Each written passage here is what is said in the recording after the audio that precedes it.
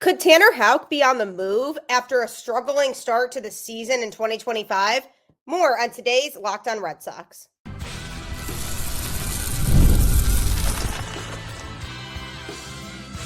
You are Locked On Red Sox, your daily Boston Red Sox podcast.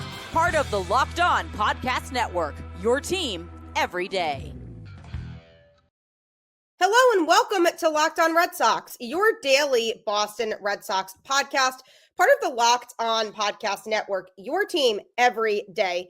I'm your host, Gabby Maljanian, former ESPN social media associate and current host of the Boston Balling podcast as well. And I am here to bring you the latest in all things Boston Red Sox, Monday through Friday, straight to your favorite podcast feed. And it's free, so you might as well tune in because Locked On is your team every single day.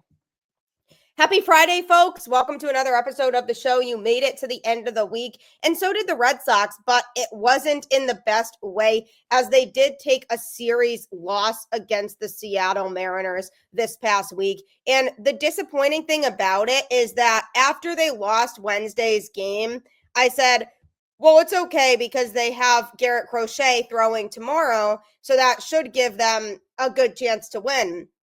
However, they lost 4-3, and Garrett Crochet took the loss. He wasn't exactly sharp in that game, going 5 innings, giving up 5 hits and 4 earned runs. He struck out 9, but the biggest thing, 5 walks. His command was not there in this game, so he suffered the loss for Boston, and they lost the series. Just not a great series overall. Bullpen struggled overall, and the offense hasn't put it all together consistently yet. They've had games where they've been very good and they've had games where they've been not so good. And they struggled to get a lot going offensively in Thursday's game. Alex Bregman drove in 2 of the Red Sox 3 runs. He was on fire. He hit a home run as well. And also Carlos Narvaez snuck a home run right next to the pesky pole. So that was basically the only offensive action for Boston. But speaking of struggles and speaking of pitching, Tanner Houck is off to kind of a slow start for the Boston Red Sox this season. Could he be traded? Going to be talking about that on today's show, as well as breaking down Kristian Campbell's game now that we're about a month into the season and we've seen a good dose of him so far in a Boston Red Sox uniform, as well as talking about Luis Guerrero's return to the Boston Red Sox from Triple-A. But Tanner Houck has not been off to the start this season that the Red Sox were hoping that he would. In his career overall, he has a 3.78 ERA in 76 starts, which is good, but because of the fact that he is struggling so far this season, it might be hard for the Red Sox to find a trade partner that makes it worth giving him up for the type of player they'd be looking for. Because if they move Tanner Houck, they're giving up a big piece of the starting rotation, and they're basically banking on guys like Richard Fitz or maybe somebody else from the minor leagues being star-studded for the rest of the season, or they're banking on Cutter Crawford coming back in May and being able to bounce back easily in the rotation. So by moving him, they're kind of risking a lot, but because of the fact that this season he's been struggling, he has a 7.66 ERA, an 0-2 record over 5 games started. He's thrown 24 2/3 innings, and he struck out 18 batters. So he's been all over the place to start the season, and he did have one start where he looked very solid, and I was hoping that would mean that he's back, but he's been very inconsistent outside of that.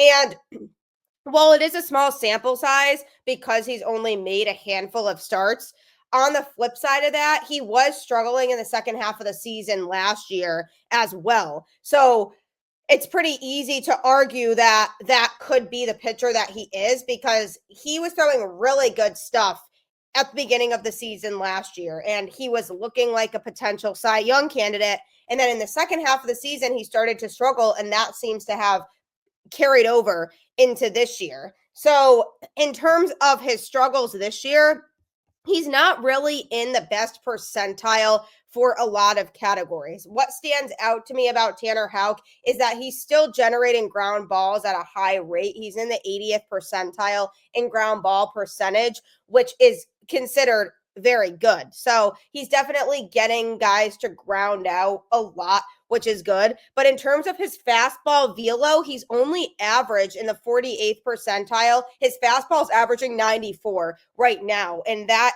in velocity has decreased for him. And that's something that has caused him to struggle. In strikeout percentage, he's in the poor percentile with the 18th percentile. His strikeout rate is just 16.4. So he's not generating lots of swings and misses. He's getting hit very hard.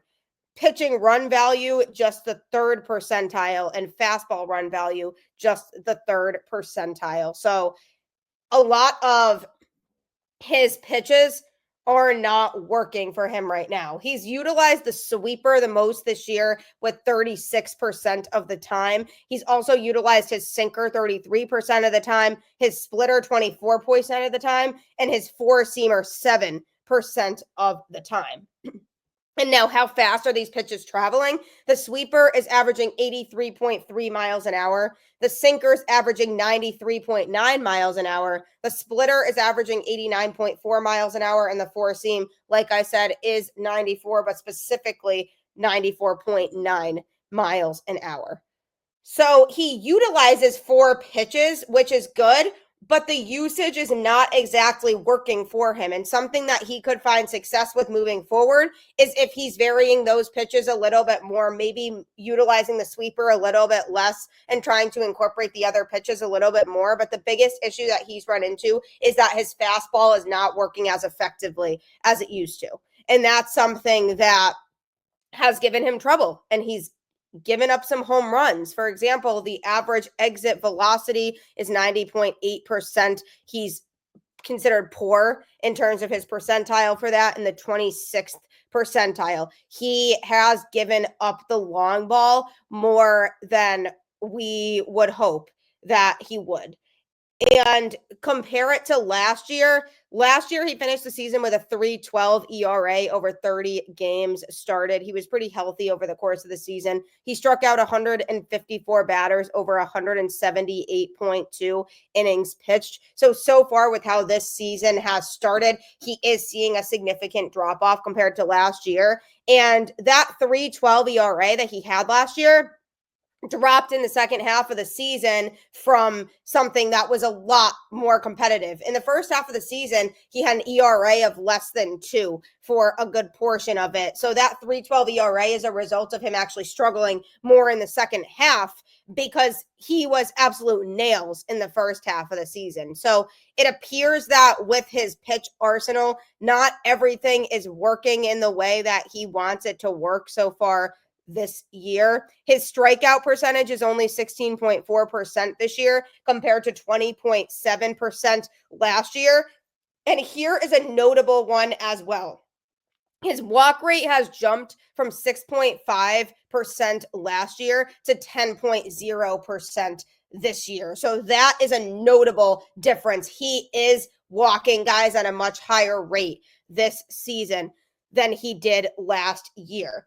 So the command has not been there. His execution of his pitches has not been there, and he has struggled, and he has given up the long ball. So what does that mean for a potential trade? Now, you look at a team like the Orioles, who are struggling so far this season and haven't been able to figure things out. They are currently right now, as of this moment, 9-13, and they don't seem to be figuring much out on either side of the baseball. Their pitching staff is below average, which is something that doesn't look like it'll change. And I worried about the Orioles pitching staff when they lost Corbin Burnes.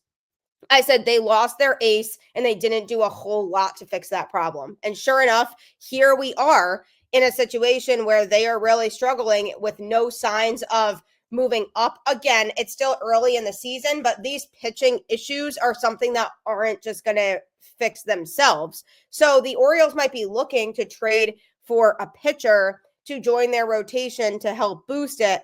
And the Red Sox, who have starting pitching depth because of some of the guys who have stepped up and performed could maybe benefit from it. And as crazy as it is, moving Tanner Houck might actually enhance the rotation right now because Richard Fitts is pitching a lot better than Tanner Houck is right now in the early going of the season. So if you replace Tanner Houck in the rotation with Richard Fitts in the more long-term run, it might work out better for the Boston Red Sox. Obviously, we still haven't seen a whole lot from Richard Fitts. Only made a handful of starts last season and has only made a handful of starts this year because he is now on the injured list. But from what we've seen from him, he has locked down stuff. And the Red Sox do still have some holes to fill on the team, whether that be in the short or long term. After they traded Kyle Teal to the Chicago White Sox for Garrett Crochet, they are without a long-term answer at the catcher position because for the longest time, it was going to be Kyle Teal and Connor Wong as the two catchers, but then they moved Teal. Now they still have Wong, and they have Carlos Narvaez and Blake Sabol that are playing the catching role right now, more Narvaez and then Sabol being in that spot here and there to give Narvaez some rest days, but I don't really see those guys as necessarily long-term sustainable solutions at the catching spot. Narvaez doesn't really have the offensive prowess and Blake Sabol struggles defensively. So if it's clear that they see a lot in Wong, then they're going to keep him around. But what does it look like long-term for them at that spot? So there is a possibility that the Orioles could look into a trade with the Red Sox to where the Red Sox essentially trade Tanner Houck to the Orioles for their top prospect, Samuel Basallo, who, guess what, happens to be a catcher. So the Orioles do have a lot to offer if they wanted to extract Houck from the Red Sox. The organizational number one prospect, Samuel Basallo, is a 20-year-old catcher who signed out of the Dominican Republic in 2021 for what was then an Orioles record signing bonus of $1.3 million. A straight-up swap of Houck, who will earn a reasonable $3.95 million this year with 2 more seasons of team control for the highly ranked prospect Basallo, would serve the needs of both the Red Sox and the Orioles. So it's something that potentially could happen, but given that Basallo is one of the top prospects in Major League Baseball right now, the Orioles might be looking for a better player than Houck in return. They might not see him as good enough to warrant moving for a player of the catcher's caliber. So even if there are things they like about Tanner Houck, they might hesitate to trade for just him and give up one of the best prospects in the sport. The Red Sox might have to be prepared to give up another piece as well. But even just looking at the numbers, the Orioles have a starting rotation ERA of 6.11 right now, which is the worst in the majors. Their pitching staff ranks last in the league with a combined 5.43 ERA. The Orioles sit below 500 right now with their record, whereas the Red Sox are above 500. If the trade materializes, Houck could significantly bolster the Orioles pitching rotation while giving Basallo a chance to step into a starting role with the Red Sox. The move could reshape the dynamics for both teams as they aim for postseason contention. But the bottom line is this potential trade represents a strategic opportunity for both teams, addressing the Red Sox's catcher shortage and the Orioles pitching woes. And it underscores the importance of leveraging assets in a competitive division and reinforces the high stakes involved in the upcoming season. So it's a possibility. Will it happen? Maybe not. I am inclined to believe that the Red Sox would have to also give up another piece if they were to pursue this and make it happen. But there's no arguing that that straight up trade that I just talked about would benefit both teams in some capacity. It's just a matter of would the Red Sox benefit more because they're getting this star-studded prospect who could be in a starting role right away. And the Orioles are getting a guy who has left some question marks when it comes to this season because of the fact that he has struggled. So in that case, the Orioles might say, yeah, we'll take Tanner Houck, but you also need to give us another star player because we are giving up a catching prospect who is highly regarded as one of the best prospects in the sport. So we'll have to see how it all plays out. Do I think there's a possibility the Red Sox move on from one of their starting pitchers to fill another need on the roster? Absolutely. It's just a matter of who it is and what a potential trade package looks like. But it really makes you wonder. And coming up, I'm going to be breaking down a player who has made an impact with the Boston Red Sox at the major league level in Kristian Campbell. Did you know your Fire TV is also an Xbox? Turn any TV into your gaming and entertainment hub with Fire TV Stick 4K devices. No console required. Just grab your paired controller, subscribe, or sign in to Xbox Game Pass Ultimate with EA Play included, and you're ready to play. Dive into hundreds of premium titles, from EA Sports College Football 25 to Call of Duty Black Ops 6 and Avowed, as easily as you stream your favorite shows. It's gaming made simple, and it's all on your Fire TV. With Wi-Fi 6/6E and auto low latency mode advanced technology, Fire TV Stick 4K delivers smoother, more responsive gameplay with lightning fast speeds you need to stay competitive. Head to Amazon.com/Fire TV Locked On to get started. Xbox Game Pass Ultimate subscription and compatible controller required. Available on select devices including Fire TV Stick 4K 2nd Gen, Fire TV Stick 4K Max 1st and 2nd Gen, and Fire TV Cube 3rd Gen.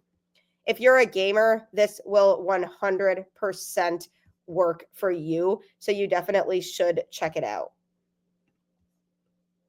As a Boston Red Sox fan, I definitely have felt a lot more hope and a lot more promise based on what I've seen overall from the Red Sox over the last couple of weeks after their struggling start to the season. The defensive miscues have been severely cut down, and things just look a lot cleaner in the infield in particular. And the offense seems to be starting to wake up a little bit. They do have their struggles, but generally the offense looks a lot better than it did in that first week plus of the season. So lots of things to be excited about, including Kristian Campbell, a player who the Red Sox had highly regarded as a super talented player who could really go places in the sport, and somebody who completely motored through the Red Sox minor league system very quickly to the point where they felt confident enough giving him the starting second base job on the roster heading into 2025. And so far, he has been good. Now,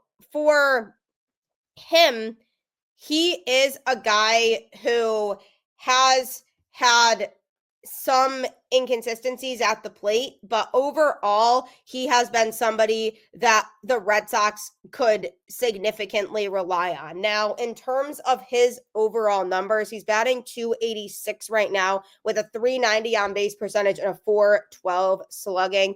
He has hit 3 home runs and recorded 1 stolen base, and also his OPS is an .842.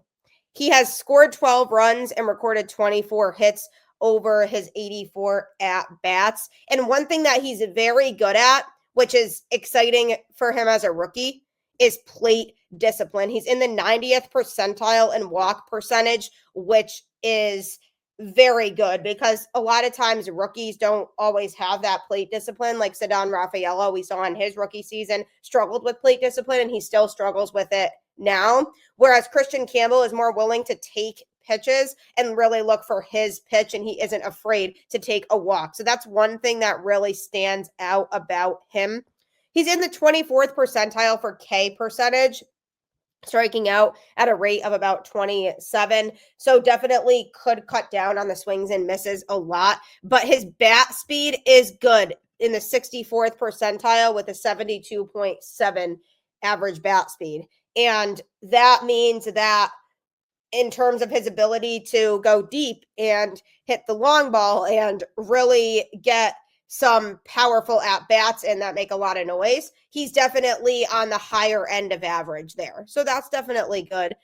So in terms of some other numbers for him that are important to look at, his fielding isn't as good. His range is just in the 17th percentile, and his arm strength is just in the 24th percentile, which is part of the reason why I feel like he is better off sticking in the infield as opposed to in the outfield. Because he doesn't have a super powerful arm, it could be hard for him to make plays to throw guys out from the outfield, as opposed to Wilyer Abreu, who has a very strong arm and can throw guys out at third base or home plate due to that arm that he has.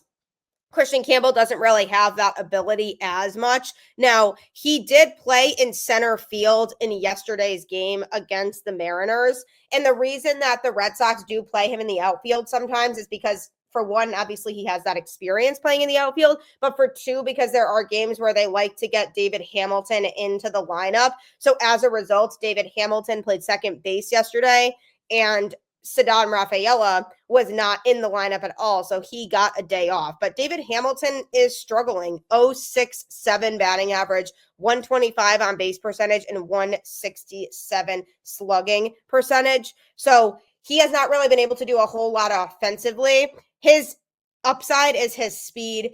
He is one of the fastest guys on the team, along with Jarren Duran, so his ability to steal bases is definitely there. So David Hamilton is the perfect pinch runner, but he doesn't have enough productivity at the plate to justify putting him into the lineup a lot. So I'm hoping that the Red Sox move away a little bit more from putting him in the lineup continuously, and that they have Kristian Campbell continue to play in the infield, because defensively, based on a lot of the skills that he has, he is going to find more success in the infield. And I've even found, just from observing him, I haven't felt confident enough in his defense as a whole to say that he's a really good defender, but he just seems more comfortable at second base. And that's always kind of been what feels like his natural position. And for the Red Sox, a team that has a lot of outfield depth right now, you don't necessarily need him to play in the outfield, because you have Wilyer Abreu, Ceddanne Rafaela, and Jarren Duran out there, and soon to be Roman Anthony when he eventually gets called up. So there's not really a need to throw Kristian Campbell in the outfield. I do wonder if, when Masataka Yoshida returns from his injury, if they would have him play in the outfield at all, and therefore then keeping Kristian Campbell at second base and maybe DFAing David Hamilton altogether. The downside to that is you do lose one of your fastest pieces, and then you really have to rely a lot more on Jarren Duran and Ceddanne Rafaela, the other speedsters in the lineup, to really step up when it comes to the base stealing and turning singles into doubles.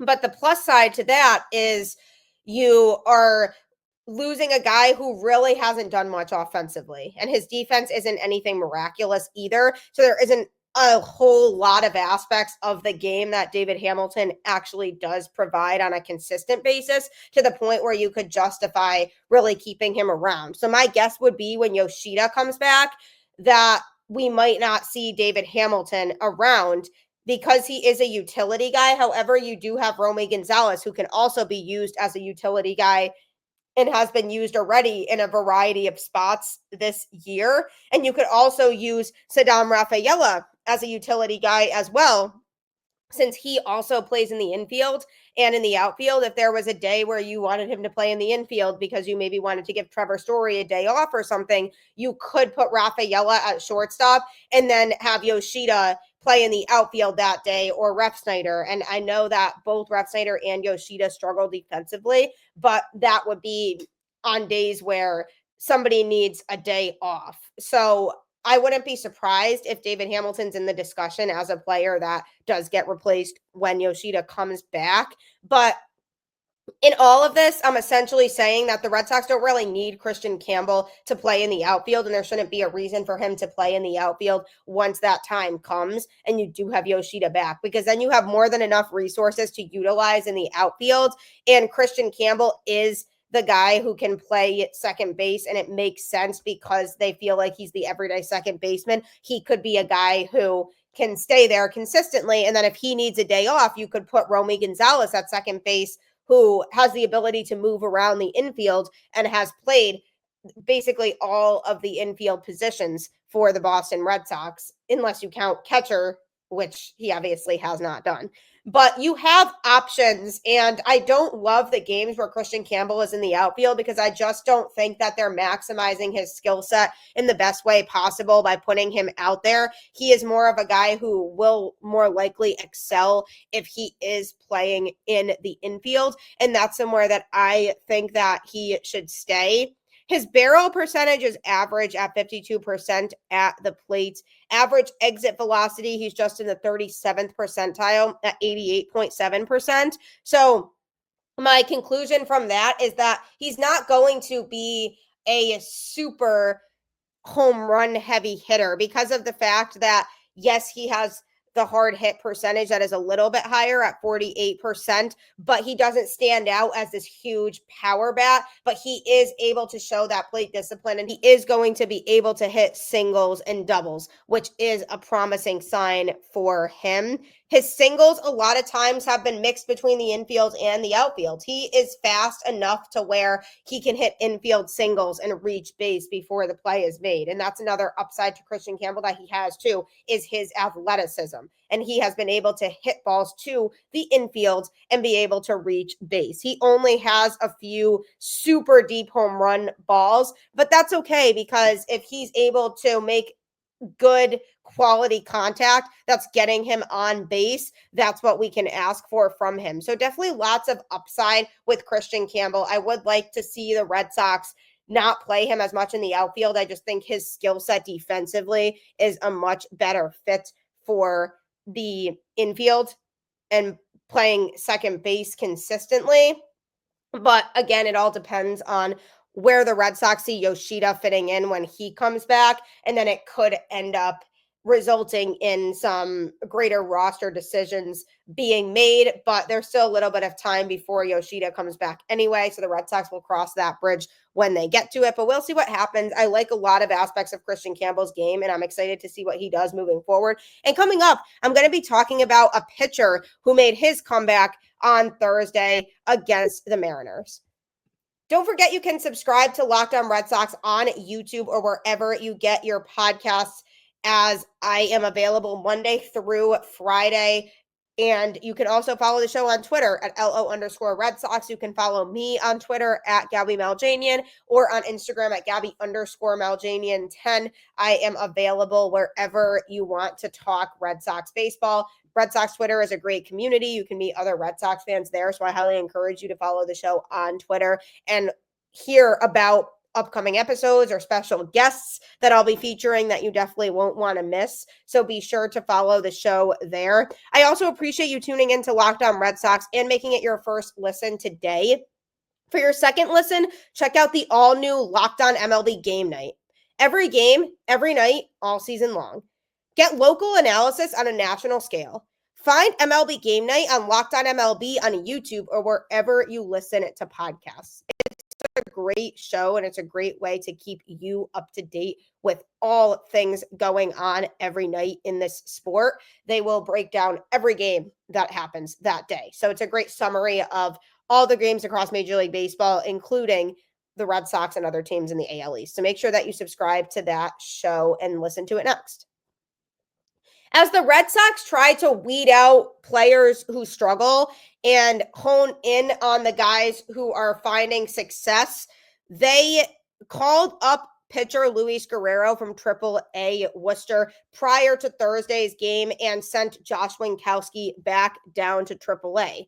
Now, the good news about this, Winkowski had been struggling. So it's a good move to send him back down to Triple-A because he could not find consistent success this season at the major league level, which shouldn't serve as a huge surprise to people because last year he struggled a lot too. And I think the Red Sox hoped that if he started the season in Triple-A, he would be able to find his groove a little bit more when it comes to his ability to be able to be effective.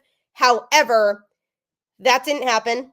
And the Red Sox decided to give Luis Guerrero another shot, who found success in the majors last year.